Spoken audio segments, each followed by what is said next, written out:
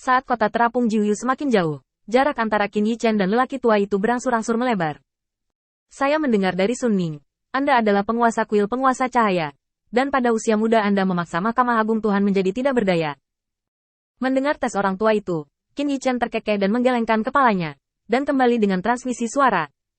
Itu semua hanya pendapat dunia luar. Sekarang Mahkamah Agung sedang sibuk dengan perang di wilayah bintang pembantaian Huo, dan energi utama bukan pada saya. Kalau tidak, orang yang dimusnahkan pasti saya. Mendengar kerendahan hati Qin Yichen, lelaki tua itu dengan cepat tersenyum dan menggelengkan kepalanya. Terlalu rendah hati. Tujuan utama Mahkamah Agung bukan di kuil penguasa cahaya. Kemudian lihat Mahkamah Agung ketika berurusan dengan kekuatan lain. Apakah Anda habis-habisan?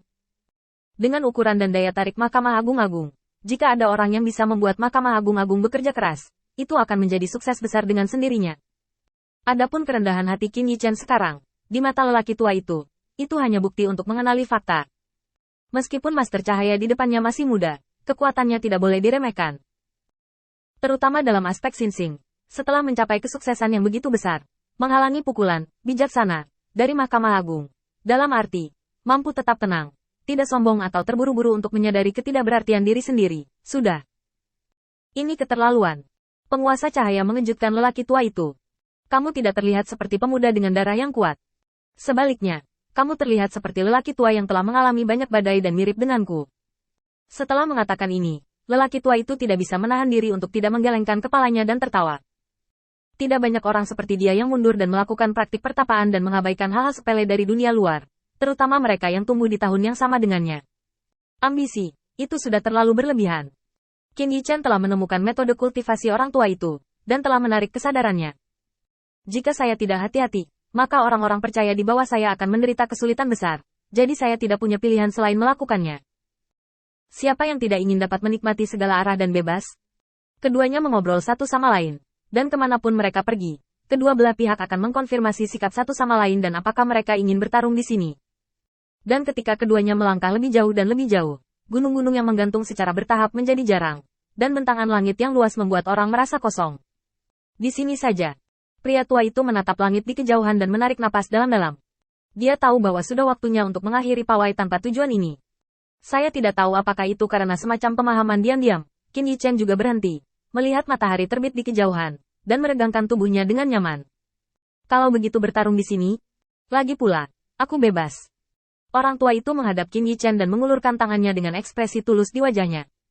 Saya ingin mengundang Anda untuk bergabung dengan saya di kota terapung 9 meter. Selama Anda membantu saya dalam kebangkitan Sun Ning, manfaat dan sumber daya yang Anda butuhkan akan dijamin secara pribadi oleh orang tua ini. Saya mendengar bahwa Anda memiliki permintaan untuk bahan baku tentara Tao. Saya masih memiliki banyak di cincin penyimpanan ini. Mengapa saya tidak memberikannya kepada Anda sebagai hadiah? Qin Yichen ragu-ragu sejenak sebelum mengambil cincin penyimpanan. Setelah memikirkannya, dia mengeluarkan cincin penyimpanan lain dari tangannya dan melemparkannya ke orang tua itu.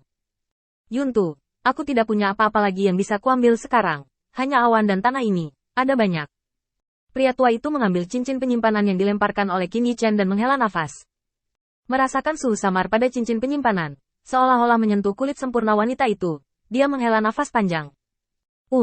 Orang tua itu ingin mengundang Qin Yichen ke dalam permainan. Bukan hanya karena pejuang Qin Yichen yang ada dan kekuatannya saat ini, tetapi yang paling penting, sikap Light Lord Temple-nya tidak jauh dari sikap Jiuyu Floating City. Kedua belah pihak berada dalam situasi yang sama.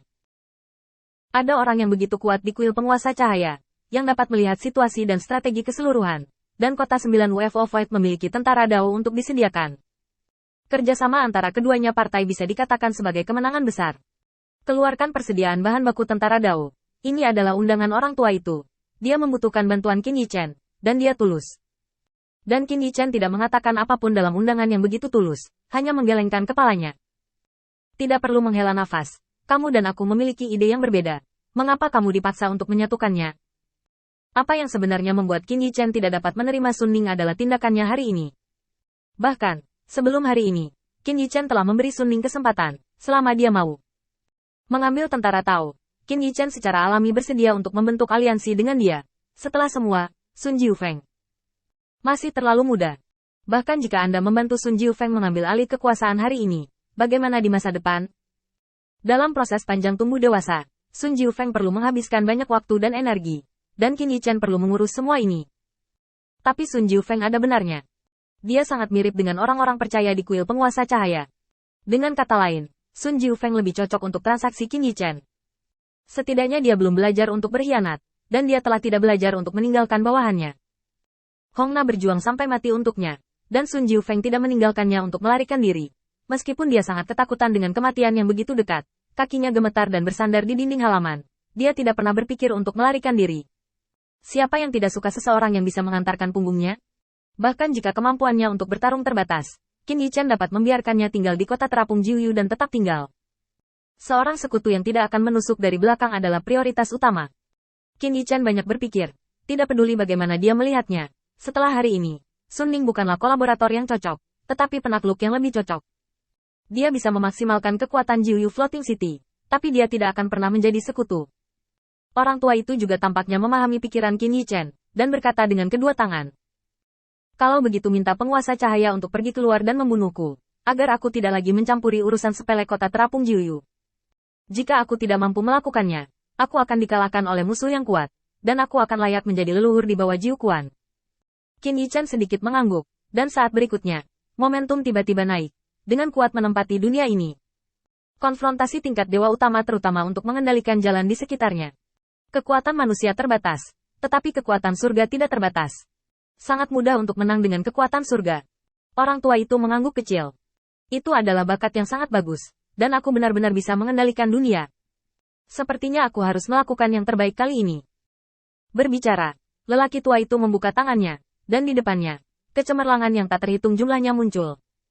Lapisan kecemerlangan menyelimuti lelaki tua itu, membentuk dunia di samping lelaki tua itu, di mana aturan dunia hanya miliknya. Meski jaraknya hanya 100 meter, tapi ini sudah cukup.